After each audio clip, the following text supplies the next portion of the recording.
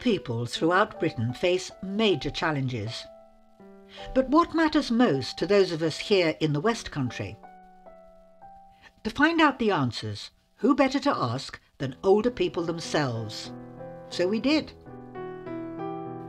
What came across loud and clear are concerns around those issues that have a big impact on quality of life. Some, sadly, now seem embedded in our society, but others are directly caused by the geography of the region or by cutbacks in funding. In my spare time, I do some driving to hospitals for an organisation called Link. And one of the things that I've come across is I take people to hospital, and on talking to them later in the day, I find that this is the only time they've spoken to anybody in the week. I think loneliness at home for people who are confined to their own home is a very serious issue. And I heard on the radio just this week that loneliness for people who are over 75 is more serious for their health than smoking. So how can we help to solve this problem? I suppose one of the best ways for people to be helped is through volunteers. I'm not sure that with a carer arriving and spending 15 minutes at a house and then disappearing is actually going to do much for loneliness. Probably haven't got time to talk anyway. But volunteers and neighbours are perhaps the best way in which people can be helped. But it's the organising of this which is quite difficult, I think. And what are the barriers to making this happen? At the moment, there is a dearth of any sort of funding for any type of voluntary group. And I think this makes it quite hard to start because every voluntary group has some costs for a meeting room or for a newsletter or whatever. And the lack of funding, which is understandable, but the lack of funding means that it's quite difficult. Of course, part of the problem for South West seniors is the geography of the region. Well, basically, where Cornwall is concerned, sitting only down west as well, is isolation and also rurality. Because Cornwall has got what I call two black spots. In other words, where the residents are very sparsely spaced. And here too, money is part of the problem, or rather, a lack of it. Because Cornwall has always been financially deprived for health for donkey's years. But, you know, they don't seem to be listening. The money seems to go to the urban places, but not Cornwall. They don't take into consideration the geographical layout of Cornwall being so long, elongated basically. And how does this impact on everyday life? Buses. You know, in a lot of cases, they've got to get taxis. And of course, taxis are astronomical price. Cuts in funding are also threatening the very groups set up to help older people. Where we're finding it more than anything is financially being deprived from central government, and that has a knock-on effect to the county council. So even our forum, the money doesn't exist anymore. You know, we're struggling to keep going because we haven't got the money to keep it running. Make buses more expensive to use, and older people, especially those in remote areas, find themselves cut off from the very services that enable them to remain independent. I live in Redruth, which is a reasonable sized town on the main spine road through Cornwall.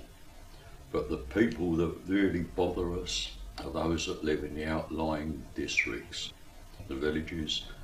Now there's talk now of putting a 50p surcharge on a bus pass, which on the face of it sounds okay. But lots of people have to change buses 2 or even 3 times. That becomes expensive. It impacts always round. Dentist appointments, doctor appointments, hospital appointments, coming on the social side, hair appointments even, meeting friends. Most elderly people now are committed to bus. Motoring's become too expensive. Some have been curtailed. The major routes from Camborne to Truro is a good bus service, but once you get out into the villages, the service almost disappears for many villages. And it does raise big problems then, because post offices have shut down and it leaves people out on a limb. It's free, but they've now put a time on it. You can't travel before 9:30, which again interferes with people with doctor's appointments, dentist appointments and so on. And it's compressing the facilities offered. Hospitals have had to close their waiting lists down to deal with people between those hours, whereas at one time they could make an appointment at 8:30 and people could get there. Early mornings the buses are running round 3/4 empty. Why not allow people to travel at any time at all? Being a very rural area, unless you actually live in Dorchester itself, transport is very few and far between. Apart from anything else, it makes it very difficult for them to have to wait for buses around, not only waiting for a bus, but when they get into town, they've either got to more or less come back, within 20 minutes or wait quite a considerable time. And of course then they've got the problem of carrying a weekly shop or whatever. And of course one of the other impacts of transport not being very good is that they're at home, probably often by themselves, so they're a bit socially isolated as well. I think it's always been a problem for people who live in the villages, but at the moment it's a chicken and egg situation really, because of course people who don't use the buses because the times aren't convenient, and so there aren't enough people on the buses, so there are less and less buses, and in some places they get withdrawn altogether. And how much consultation is there between the bus services and the people who use them? The transport commissioners, people that run the bus services, do not talk to forums or the older people. A decision is made by them on financial grounds and it's implemented. Nobody is brought into the discussion at all. The same seems to be happening in other parts of the region. Painful cuts without meaningful consultation. My beef primarily is rural proofing, I think, the lack of it, and the fact that the extra costs of running services within rural areas is not allowed for anything like as much as it should be. And while this covers all sorts of services from buses to rubbish collection, one in particular is causing concern. One of the other services that tends to be expensive is anything involving home care, for example. So district nurses, attendants, carers of any sort, in fact, because everything is further apart in sparse rural areas, it takes so much longer to travel, it costs more to travel, and you can cover fewer people within a day. So who is paying the price for this? At the moment, the council contribute towards it, but it's far less than the actual cost. So to some extent, the carers are paying for it, and they pass the charges on to the people being cared for. Living in a beautiful part of the world has its advantages, but also its drawbacks. And here's another problem to deal with, the lack of dedicated housing for older people. When people get to a certain age, and I don't think we've quite got there yet, you think of downsizing, and it's very difficult to find a property that is, suitable, because bungalows are very hard to find, and also I think one of the problems is housing for people who maybe haven't got sufficient means, and extra care housing. I mean, I know they're into this extra care housing at the moment and it's on the cards, but there is very little of it, and they've got extra care housing in Weymouth and I think Blandford and also Christchurch. Basically, there needs to be a lot more.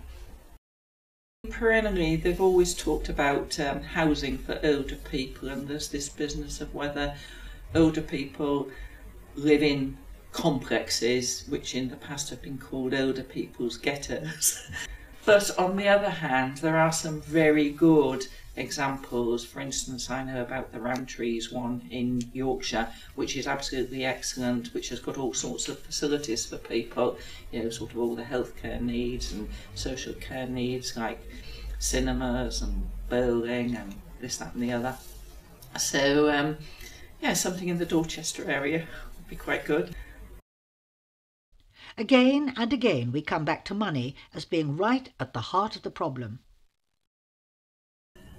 The thing that matters to me, and I think to most voluntary organisations, is the lack of core funding. In some cases you can still get funding for projects, but what the funders don't seem to realise is that there is no point in investing in a project unless you've got day-to-day costing covered, and that is just so difficult to get.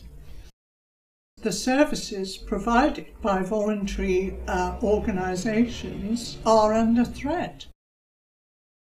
Meal services, befriending services, all sorts of things that keep older people in their own homes and out of care homes. That's what we care about.